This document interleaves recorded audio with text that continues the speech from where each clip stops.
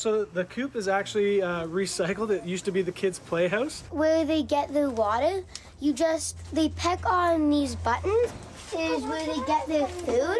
This is where they sleep. We're ready for our chickens, should the city allow it to be a permanent fixture in the city. A test pilot for keeping urban hens in the city of Toronto has nearly wrapped up. Traditionally, hens have been prohibited, but since 2018, the city has been allowing some households in certain wards to give it a shot. And it's been going quite well for the years since it started. Esther Attard is a veterinarian and the director of animal services for the city of Toronto. She says over 100 registrants took part in the pilot, looking after over 300 hens.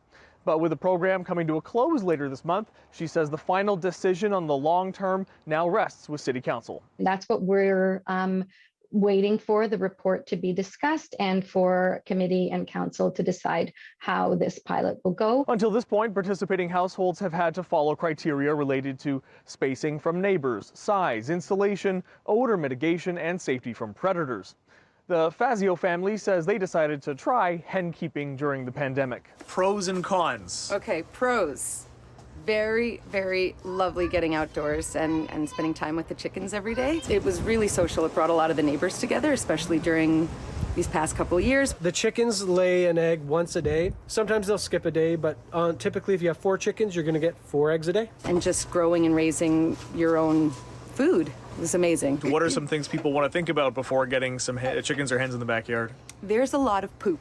This is their poop too that they always poop on. They always poop on the chair?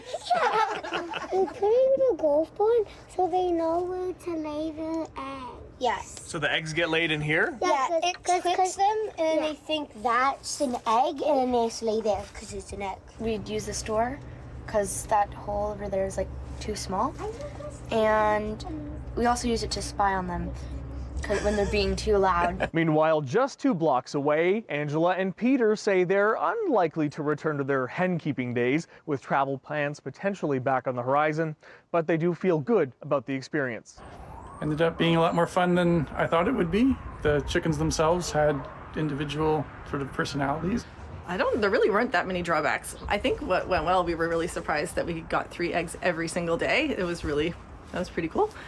We would share them with neighbors. Angela and Peter's son, Colin, showing us where they opened up part of the fence so the kids next door could feed them too. And they had more of these, I think, plants that the chickens really liked eating.